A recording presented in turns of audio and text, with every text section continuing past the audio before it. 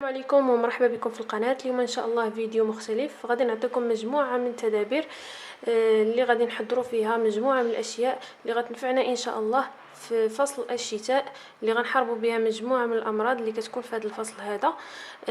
غادي تشوفوا معايا طرق بسيطه جدا باش اننا نعالجوا مجموعه من الامراض كيف ما قلت لكم بدون ما نلتجئوا للصيدليه ولا حتى الطبيب.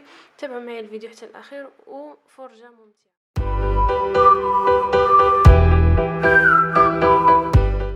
هذه الوصفه ان شاء الله حبه ديال اللفت اللي غادي نقشروها. انا كندير ليها هذا التقشير هذا ما كيضيعهاش بزاف الصراحه، لان هي الجلده ديالها غليظه، وملي كنجيو نقشروها راه كنديو نصها غير مع القشره. نتوما شوفوا راه تنقات. ناخذوا هنايا المبشره وغادي نحاولوا اننا نبشروا هاد الحبه هذه ديال اللفت. بعد ما بشرت هنايا اللفت غادي ناخذ واحد القرعه ديال الزاج بحال هكا تكون نقيه، وغادي نوضع فيها هاد اللفت هادي السكر حبيبات اولا سنيده، وغادي نوضعوا 2 ديال الملاعق كبيره على هاد اللفت هادي. غادي نحاولوا نخلطوها مزيان حتى تمزج اللفت مع هذاك السكر جيدا. صافي غادي نغلقوا عليها بالغلاقه ديالها، وغادي نوضعوها غير في البلاكار اولا في الثلاجه الا كان الجو سخون. ومنين كيكون الجو بارد راه تنخليها غير في البلاكار اولا غير هنا في الكوزينه، نخليها دوز 24 ساعه ومن بعد نتلاقاو. هاد الوصفه هذه كنعتمدوا فيها على العظام ديال الزيتون كما كتشوفوا عندي هنايا. هاد العظام ديال الزيتون كنجمعهم حتى كنحصل على واحد الكميه بحال هكا صغيره. كناخذها وكناخذ شي مقلاه اولا شي كاسرونه اللي تكون قديمه. هاد الكاسرونه هذه مخليها غير لهاد المهمه. كنوضع فيها هاد العظام ديال الزيتون وغادي نوضعها فوق البوطه حتى يبداو يتحرقوا ويبداو يطلقوا ليا واحد الدخان. هاد الحبات ديال الزيتون كيبداو كيطلقوا واحد الدخان اولا واحد البخار. هاد البخار هذا هو اللي كنستنشقوه، يعني منين كيكون فينا يعني دوك نزلات البرد وكيكون سيلان ديال الانف واختناق ديال الحنجره، كذلك كيكون داك المخاط في الانف. فهاد الزيتون هذا كنستنشقوا داك البخار ديالو وكيعطي واحد يعني واحد الفعاليه زوينه بزاف الناس اللي تيعانوا من الحساسيه، وانا منهم. دائما كتكرفصني، ولكن ملي وليت كندير لها هاد العظام ديال الزيتون هادو كنشم البخار ديالهم يعني كنتفوج. الحمد لله جربوهم وردوا عليا الخبر، راه غادي يفيدكم ان شاء الله بزاف بزاف ويخفوا عليكم هذوك الاعراض ديال البرد وديال انسداد الانف ويعني داك سيلان ديال الانف وكلشي. عندي هنا واحد البرتقاله اللي قسمتها حيت ليها الطريبيش ديالها، وغادي نحاول بحال نحيد ليها شويه اللون. كنحيدو لها غير واحد شويه صافي، وغادي نحاول ندير فيها هنايا بعض الفتحات بالسكين وكناخذها وكنوضعها فوق البوطه. وبعدا كتبداو تشموا واحد الريحه اللي زوينه في المطبخ ديالكم. غادي نخليها دابا تبدا يعني تبخ هاد البرتقاله هادي، ويعني بدا يكشكش هنا يطلعوا الفقاعات بهذه الطريقه هذه على عافيه تكون مهيله جدا. طريقه البرتقاله كتخرج جميع العصير اللي فيها، ماشي بحال الا عصرناها ودرنا مثلا العصير في كاسرونه، هكذا افضل لان غادي تخرج لنا جميع العناصر العصير اللي فيها تماما. كما كتشوفوا معايا كبدا هنايا الفقاعات. غادي نزيدوا دابا واحد المكون ديالنا، ها هي صبحت واجده كما كتشوفوا عمرات بالعصير. فما تخافوش راه كيتحرق لها غير الجلده ديالها الخارجيه.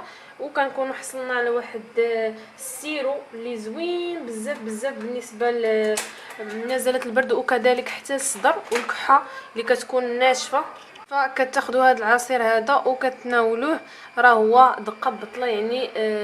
حاولوا تخرجوا جميع العصير اللي في الليمونه وكتاخذوه يعني 3 ديال النوبات في اليوم، راه غادي تحسوا بتحسن اللي ملحوظ جدا. نتمنى الوصفه ديال اليوم ان شاء الله تنال الاعجاب ديالكم. ما دازت 24 ساعه كنفتحوا على هذيك الفيته ديالنا، وكما كتشوفوا هنايا في الاسفل راه طلقات واحد السائل اولا واحد السيرو. دابا غادي ناخذوها وغادي نصفيوها من هذه الفيته هذه خذوا مصفات اللي تكون رقيقه وغادي نستخرجوا هذاك. نحاولوا نضغطوا على هذاك اللفت مزيان باش تهبط لينا كاع داك السائل اللي فيها، وهي قد ما خليتوها راها كتزيد تطلق السائل. يعني من الافضل انكم تخليوها تبات باش هكا تعطيكم كميه اللي هي كبيره. بعد ما ضغطت على هاد الفيته هذه مزيان استخرجت منها هاد الكميه ديال السيرو كما كتشوفوا. نوضعها في هاد القرعه هذه طويله. مهم القرعه خصها تكون ديال الزاج، ضروري ما تستعملوش البلاستيك نهائيا. وهذا هو السيرو ديالنا اللي حصلنا عليه. فهذا السيرو هذا كيصلح للسعال والكحبه اللي كتكون في الفصل ديال الشتاء. يعني ملي تيكون الصدر تيضرنا وتيكون الصدر اللي هو مجروح وكيكون عامر، كتاخذوا ملعقه صغيره كل ليله قبل النوم، قبل ما تنعسوا او لوليداتكم كتعطيوهم ملعقه صغيره دفيوه. انا غنوضعو من بعد في الثلاجه. ملي كتجبدوه من الثلاجه كتدفيوه شويه وكتعطيوهم ملعقه صغيره وكينعسوا مباشره. كتستمروا عليه حتى كيختفي هذاك السعال نهائيا. زوين بزاف هذا السيرو، فعال. وكما كتشوفوا يعني محضر في البيت. اول حاجه يعني عارفين نتوما شنو درتو فيه، صحي وزوين وفعال بزاف بزاف واقتصادي، يعني ما كتخسروش عليه حتى درهم. وهكا كتداويو وليداتكم بلا ما تكرفصوهم بهذوك لي زونتيبيوتيك ودوك قوه الادويه. نتمنى ان شاء الله توجدوه وتخليوه في الثلاجه، راه كيبقى مده ديال شهرين حتى 3 شهور. لهاد الوصفه كنحتاجو كميه ديال الثوم. من الافضل تستعملوا الثومه البلديه الحمراء. كناخذوها كنقشروها ومن بعد كنحاولوا نفرقوها على جوج نصفين كيف ما كتشوفوا. من بعد كناخذوا زيت الزيتون اللي يكون طبيعي ما يكونش مضاف اليه الملح، كنغرقوها بزيت الزيتون بحال هكا. من بعد كناخذوا البواطه ديالنا كنسدوها وكنوضعوها في بلاكار ليله كامله حتى الغد ليه وكنبداو نستخدموها.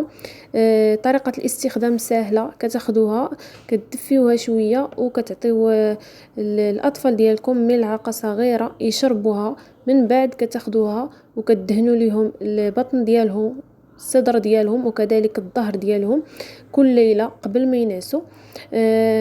حتى الا ما كانوش مرضين فكديروا لهم هاد الطريقه هذه باش يتفادوا المرض ان شاء الله. هاد الوصفه معروفه بزاف، يعني الاجداد ديالنا والوالدين ديالنا تعرفوها، اللي هي الشريحه مبخره. وضعتها في هاد القريعه، درت معاها شويه ديال الزنجلان او السمسم وغرقتها بزيت الزيتون وصافي. كتحتفظوا بها غير في الخزانه يعني 3 ايام ومن بعد كتوليو تستعملوها. زوينه بزاف بزاف لنزله البرد والم ديال الصدر وبزاف المشاكل اللي كيكونوا في هذا الفصل ديال الشتاء. انا هذه حضرتها العام الفايت وبقات ليا منها هذه الكميه هذه، ما غاديش نعاود نحضرها، ما كتفسدش. فقط وقت ما خديتو منها راكم كتعاودوا تزيدوا زيت الزيتون. ضروري ان هذيك الشريحه وداك السمسم يكونوا يكون زيت الزيتون فوق منهم باش ما كتخسرش اولا كتغمل، وراها كتطول وكتبقى عندكم مده طويله. زوينه بزاف تحضروها.